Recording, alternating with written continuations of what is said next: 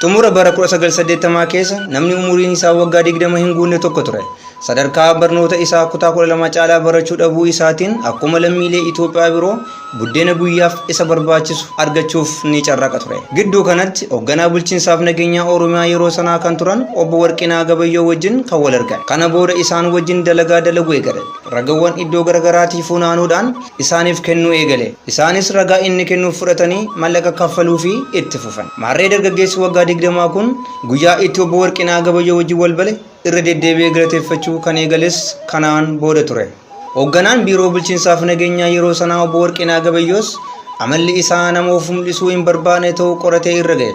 Kana boodas hojii isaaniif nama mijataa ta'uu hubatan. Hojiin waajjira obbo Warqinaa Gabayyoo immoo sochii qabsoorra kan jiru ABO dadhabsiisu. Kanaafis oduu guuree waajjira Warqinaaf geessuun isaa akka walitti dhiyaataniif isa fayyadeera.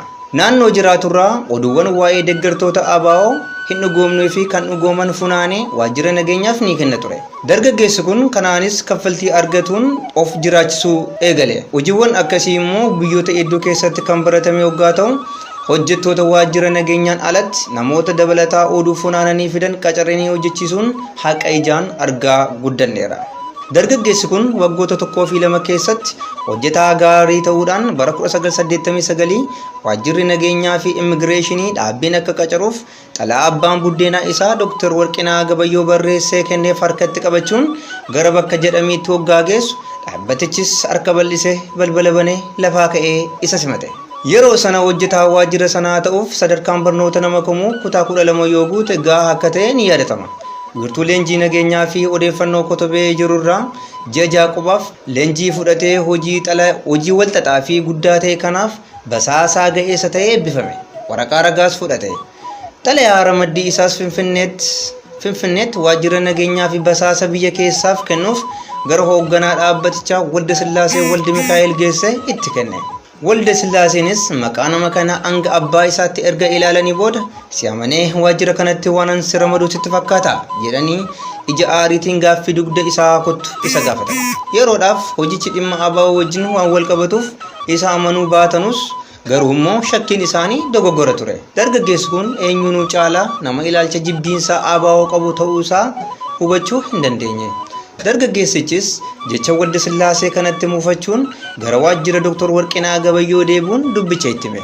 Dhimmichi irra deebiin ilaalamuun gara bulchiinsa humna namaatti ergame. Naannoo qabbannaatti kan argamu waajjira ajaja humna nageenyaa teeknikaa fi raadiyoo ta'ee ramadame.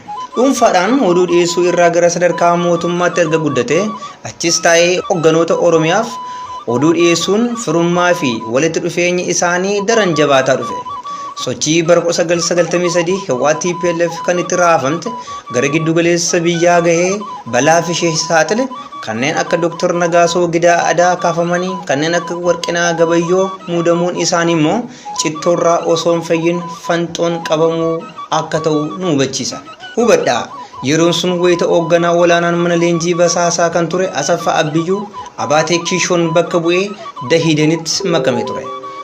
Warqinaanis basaasaa kan ta'e ilma buddeenaa isaa federaalaa irraa gara Oromiyaa fiduun naannichatti dhimmoota nageenyaa irratti gorsa akka ta'uuf yeroo itti muude ture. Bara muraasa qofaaf kan tajaajila dargaggeessa kanaaf balballi addunyaa banameefi. Baga nagaan gara galma abbaa gadaa dhuftan jedhame miseensota caffee Oromiyaa yeroo sana turaniin harki rukutamee fi simatame. Amma akkasaa goonu umuriidhaanis taayitaadhaanis waan guddataniif dargaggeessa otoo hin taane obbo yookaan isaan jennee haa waamnu. Mata duree kana kanan fudhadhe bara 2011 baatii Agayyaa keessa hoggaa badhaasa nama gaarii jedhamuun badhaafaman waltajjii irratti kan dubbatan irraa ture. Isaanis akkana jedhani. Namoonni muraasni fuuldura turre malee uummanni Itoophiyaa martuu gatii kan itti kaffalanidha. Jechuun firii qabsoo qeerroo Oromootiin dhufe qaamni martuu akka qooddatuuf affeerra laatani. Namoonni siyaasa keessa jiru hojii xuraawaa dhiifnee walii galuun Itoophiyaa akka ceesifnu hawwii kooti jechuun suufa Itoophiyummaa uffatanii qabsoo Oromootu adaraanatti kenne kan jedhan obbo Lammaan daboo maqaa nama gaarii nuuf kadhatani. Firii qabsoo Oromoo akka fedhanitti eenyuufuu hiruu akka danda'an humna isaanii nutti mul'isani. Obbo Lammaan namoota qabsoo keessa jiran xuraawoo fi qulqulloota jechuun bakka lamatti qooduun fiixee qulqullummaa irra of kaa'ani. kaleessa obbo Lammaan Gorsaa dhimmoota nageenyaa Oromiyaa irraa gara Komishiina Poolisaatti guddatanii barri sun immoo bara duuti ilmaan Oromoo seera qabeessa itti ta'edha. Bara 1997tti hoogganaa waajjira kanaa ta'uu isaanii boodarra immoo gara Oromiyaa deebi'uun biiroo dhimmoota nageenyaa fi tasgabbii Oromiyaa hoogganuu isaanii yaadaan qabadhaatti na duukaa bu'a. Obbo Lammaan opereeshinii ajaja federaalaa waliin wal ta'uun hojii hojjetan ilmaan Oromoof bara salphinaa ture. Hoggaa obbo Siyyee Abraa afaan mana hidhaa afaan Oromoo ta'eera jedhanii dubbatan rakkinni kun bu'aa hojii obbo Lammaa Magarsaa ta'uu akkamitti irraanfatama? Wiirtuu odeeffannoo biyyoolessaa biyya keessaa olaanoon kan hoogganaman hooggantoonni naannolee fi godinoota hordoffiin bilbiloota ugguruu bakka bu'ummaan immoo deeggarsa laachuun namoota qabamuu fi to'atamuu qaban calalanii wiirtuu odeeffannoo federaalaaf erguun murtoof kan dabarsan waajjira obbo Lammaa Magarsaan hoogganan ta'uu isaa seenaan nutti hima. Namoota taargeetii wiirtuu odeeffannoo jala galan to'annoo jala oolchuuf immoo ajaja eegumsa olaanaatiin kumaandoo bobbaasanii akka bakakkaatti namoota nagaa irratti samiidhaa itti harcaasuun daakanii caccabsanii gargaarsa waaqaan kan du'arraa hafte immoo gara maayikelaawwii fidanii akka qodaatti galii isaan gochaa turaniiru.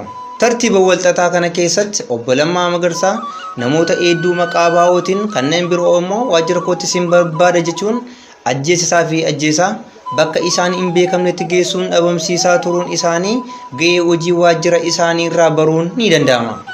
Nutillee dhugaa fi ijoon dubbii nuuf galtus eenyutu eessatti ajjeefame eenyutu eessatti dhabamsiifame gaaffii jettuuf obbo Lammaa Magarsaa fi Geetaachoo Asaffaa caalaa kan beeku ija budaa ta'e qofa jenna. Obbo Lammaan hoggaa Komishinii Poolisa Oromiyaa hoogganaa turan bara filannoo 1997 immoo ilmaan Oromoo hedduun karaa poolisii fi humna dafee qaqqabaatiin rasaasni irratti dhuka'uun illaa mana barumsaa irratti rarra'anii kan hafan ija koduraa hin badani. Barattoonni biroon immoo dirree gubbaatti raafuu ta'anii mucuuramanii ajjeefamanii akka kennaa addaatti haala miira namaa tuquun maatiif kennamaniiru. Poolisoonni quuqama Oromummaa qaban bara sana turan funaanamanii hojii poolisummaa irraa hariimuun isaanii ragaa lafa guutee jirudha. Kanaaf immoo naannawaa Finfinnee qofa yoo ilaalle sandaafaa hanga gafarsaa poolisoonni quuqama Oromummaa qaban bara sana turan funaanamanii hojii poolisummaa irraa hariimuun isaanii ragaa lafa guutee jirudha. Kanaaf immoo naannawaa Finfinnee qofa yoo ilaalle sandaafaa hanga gafarsaatti salaalee hanga yaayyaa guullalletti yoo deemnee gaafanne lakkaa'uuf rakkisaa ta'uu isaa gamanumaan hubanna.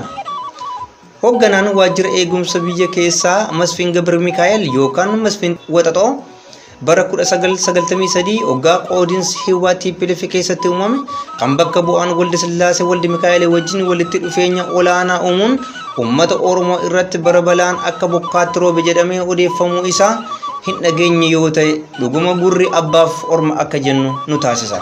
Otoo dubbannu sadarkaa federaalaa qofatti kan ture wiirtuun ordoffii tikaa sadarkaa Oromiyaatti gadi bu'ee hundaa'ee hammeenyi Oromoo irratti dalagamu akka dabaluuf kan hojjete eenyu kan jettu baruuf itti aanaan hoogganaa basaasaa obbo Isaayyaas Gabre Goorgis obbo Lammaa Magarsaa waamanii dadhabuuf malee tasuma akka baduuf hin barbaannu jechuun ukkaamsi jumulaan akka hir'atuuf ergaa isaan dabarsan obbo Lammaa Magarsaan laphee fi gurra isaanii keessa akka qaban shakkii tokkollee hin qabnu. Kabajamtoota dhaggeeffattoota keenya hundaafuu ibsamee fi barraa'ee kan hin dhumne badiin hiwaat wayyaaneen ilmaan Oromoo irratti raawwatte dabalataan lammaas ta'uu dhaabni isaa OPDO'n balleessaa isaan gaarummaan ilaalanii bira darban gochawwan isaan taayitaa qabachuufis ta'ee aangoo irra turuuf herrega hin buufamne ta'uu isaa otoo beeknee gaarii natti fakkaata.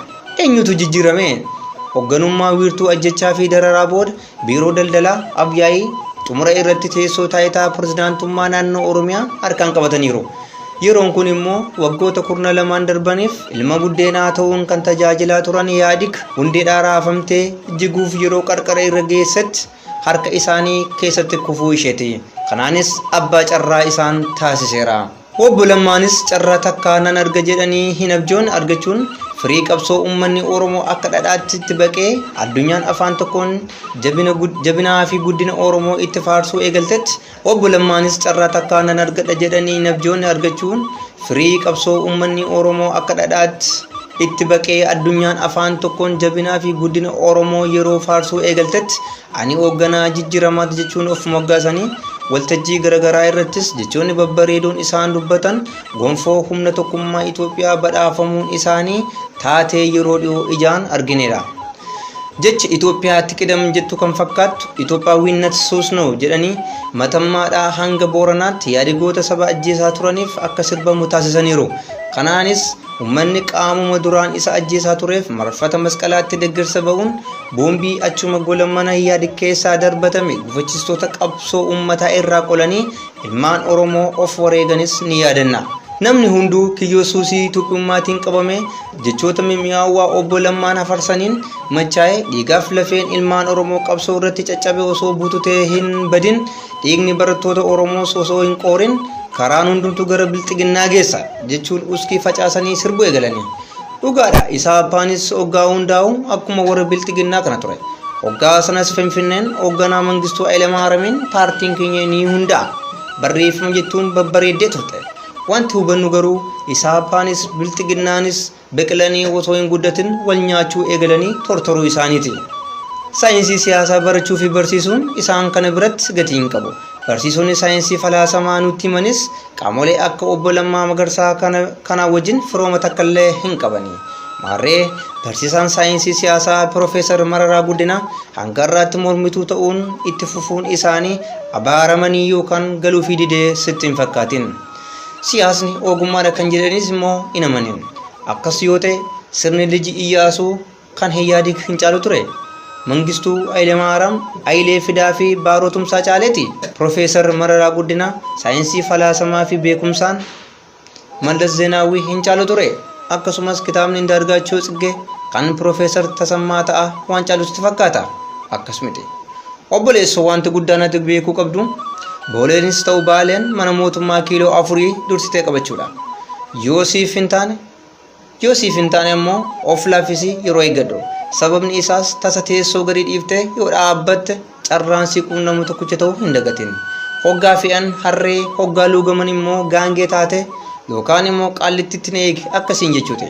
Hubadhaa caffee araaraa osoo hin taane qaallittiin jedhe. Wanti hubachuu qabnu fiigicha kan dursaa ture osoo hin taane kan sarara qaxxaamureetu warqii badhaafama.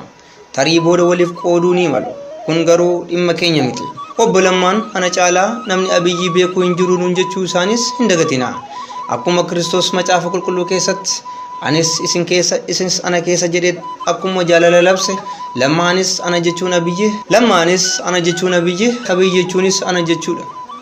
Nuun jedhee sagalee guutuun tokkummaa isaanii amannee fudhanne fardaaf gaachana wal fakkaatu badhaasuun keenya yaadannoo yeroo dhiyooti. Kanaafis kanneen jecha kana amananii fudhatan dogoggoranii kan darbirraa barachuu dadhaban malee cubbuu hin goone.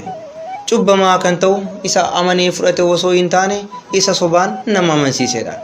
Obbo Lammaan hoggaa obbo Addisuu Araggaa aktivistoota dhaabaa 350 waajjira muummichaatti walitti qabe mee isin barreeffama miidiyaa irratti muummichi ministeeraa Habashaadha naftanyaadha abbaa irratti jettanii odeessisan sana fidaa waliin irratti mareenaa jedhanii turan. Obbo Lammaanis hanga dhumaatti walii galuun xumuranii daawwiif gara paarkii tokkummaa deemanii turani.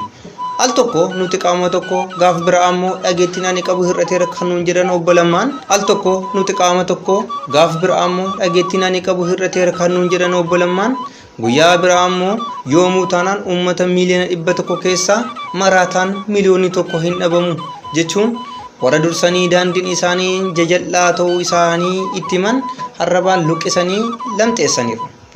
Yaadadhaa hoggaa barattoonni Oromoo mana teenyee hinduun jechuun meeshaa hidhatanii bosona seenan qawwee caccabaa baatanii bosona keessa hin deeminaa jechuun ija tuffiin waraana bilisummaa Oromoo ilaaluun isaanii sirriidha. Hoggaa Obbo Lammaan akkas jedhan akka yaada isaaniitti maraataan miliyoona 1 qofa ture. Amma garuu kan Obbo Lammaan adaraa isaanii harkaa nyaatanii maraachan sadarkaa Oromiyaa qofatti miliyoona 50 darbee jiraachuu dhagaanii gurraa waan qaban natti hin fakkaatu.